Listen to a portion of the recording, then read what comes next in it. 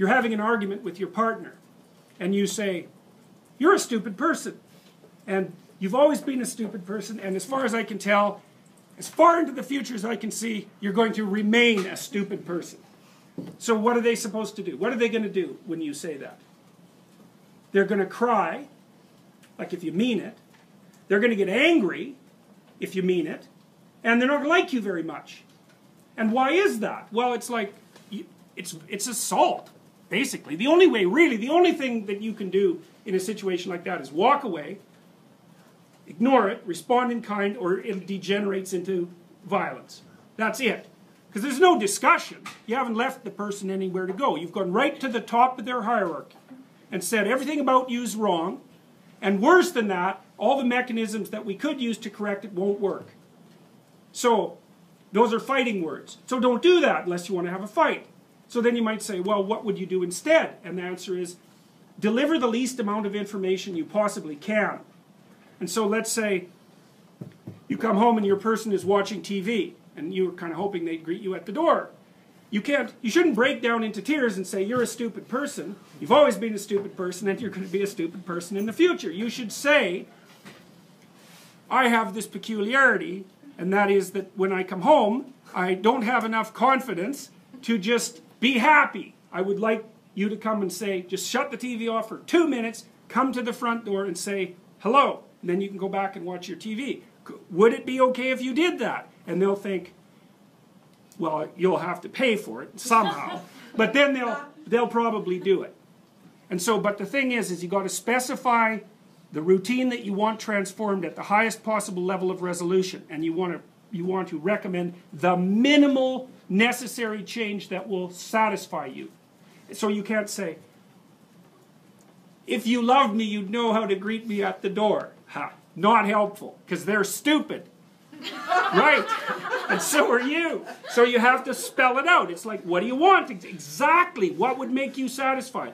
And then you have to have your person like grudgingly practice that a few times, and you have to let them do it very badly and also in a bad temper, and then you have to reward them for it, and then maybe 3 months later they'll do it properly. So you need to know that, because that's what people are like. It's very hard for them to learn new things, and they're very resistant to it, but they're very responsive to reward. So another thing, this is partly what B.F. Skinner figured out. So when he was training rats, and he wanted a rat to do something, one of the things he would do is maybe he was going to train the rat to climb a little ladder. And I mean, he could get rats to climb ladders and then climb across like the little monkey bars and then spin around 3 times and then, you know, whack a ball and then eat something. Like, he got incredibly complex behavior out of rats. And the way he did that was patience. So he put the ladder in the cage and the rat would just run around doing rat things, and then it would put its hand on the first rung, and Skinner would give it a pellet. And so he did, you know, after even once, the rat's going to be like, stand in the immediate vicinity of the ladder, and then the frequency with which it's going to go like this is just increased. So then it does it again, bang, pellet. Well, soon the rat is just going like this, right? So then you wait until the rat tries the other hand. So you give it a pellet then. Well, then it's going like this. And then, because it's going to get bored, it'll go like this. It'll hit the next stair. Bang, you give it a pellet. Soon the rat's climbing and doing all the little things you want it to do. Now, the problem with that is you have to be patient. You have to wait till the rat does what you want. Okay, that's more relationship advice. Wait till the rat does what you want, and then reward it. And it's unbelievably useful. It's also extraordinarily positive. I mean, I'm being, you know, comical insofar as I can manage that about the situation. But people love reward, and they love attention. People love attention more than anything else. And so, if you watch through the day, and when your partner does something that's good, say, man, that was good, or something like that. You can be inventive, and then they'll do it more. And if you do that a whole bunch, like for a year, they'll be doing things that are good for you just all the time. But you have to be patient, which is very annoying, and you have to suppress your response to only respond to negative things. You know, because what we know about the expectancy models is that a deviation from expectation produces a burst of negative emotions. You know, so you come home and the whole house is clean, but there's like, I don't know, the dog has shed on the rug or something and the person overlooked that. It's like, you're not going to see the clean house, you're going to see the rug with the dog fur on it. You're going to say, why didn't you clean up the rug with the dog fur? And they're going to say, good luck getting me to clean up the house again. And, you know, because the thing is the exception stands out.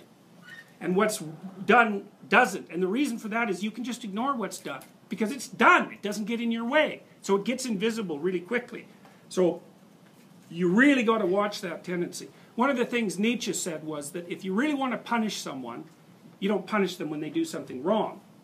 Because they expect that. That's not a punishment. They expect that. They might even be relieved by it. You want to punish them when they do something right. Because then you'll really hurt them. And so that's something to think about. If you're in a relationship, man, if someone's done something right, do not punish them.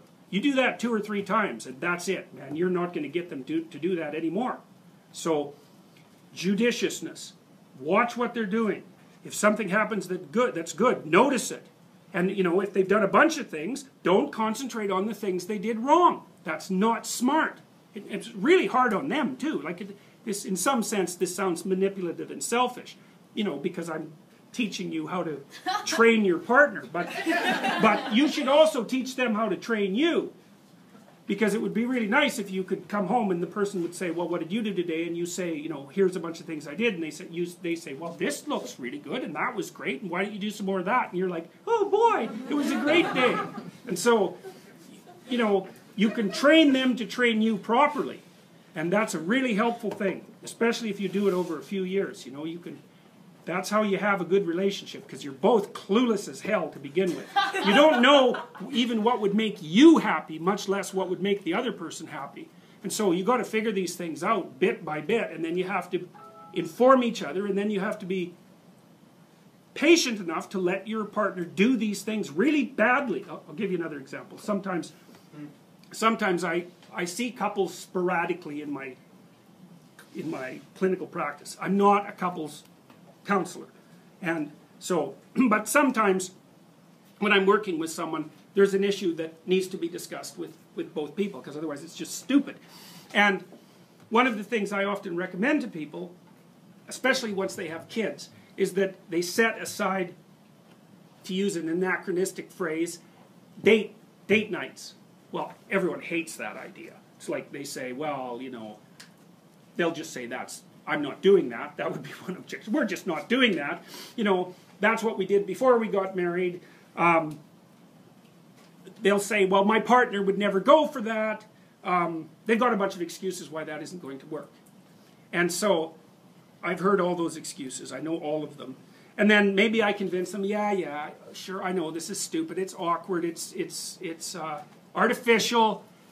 That's okay, just try it once. So then they go and try it, and then they come back and they say, we had an absolutely miserable time. Really, we had a miserable time. We couldn't agree on what movie to go to, and then, you know, she took me to her movie, and I really didn't like it, and so we fought all the way home. We're never doing that again. And I say, well, really, you've got 30 years, 400 days, that's 12,000 days. Okay, so you're not going to do that. You're going to spend the next 12,000 days without having any real romantic evenings and interactions with your spouse. That's your plan. And I like doing arithmetic with my clients. Hey, they hate that. They hate arithmetic. It's like, well, no, that sounds like a bad idea. I said, okay, well, would you like some romance in your life, or are you just done with that? Well, really, like, you know, people can go for a long time with no romance at all. Say, well, no, maybe we'd like some of that. Well, how much? Once a year? Well, no. Once a month? Well, no. Once every 2 weeks? Well, sometimes people are really busy. It's like, okay, that beats the hell out of 0. Once a week, twice a week. Okay, whatever. We're gonna start with a range. Okay, what would a good evening look like? Like, if you could both get exactly what you wanted, what would it look like? Well, then they have to think about that, because the previous theory was, my stupid partner should know what I like, and that's what the partner is thinking too. It's like, good luck with that, because no, they don't have a clue, especially if they're men, they don't have a clue. So you have to tell them what you want and how they could deliver it, and vice versa, which is very awkward and horrible. And then you have to practice it for 6 months. Because, you know, it takes a lot of practice to do something sophisticated really well. And then if you do that, it's like, poof, You got it for the rest of your life. So it's worth the aggravation. You know, when the first time the rat puts its paw up on the ladder, it's just sort of doing it accidentally. You can't expect it to do it well. And that's exactly how to view your own progress and the progress of your partner. It's like, let them do it badly for a while. At least they're doing it. So, and if you think they should do it faster, well, look real hard and see how easy it is to change your own behavior. Because it's really hard to change your own behavior. Everybody says, I'm going to exercise 3 times a week. New Year's. And it's like, no one does. They buy the memberships. And then they feel guilty for having them, but they don't actually go to the gym. And that's a perfect example of how difficult it is to transform behavior.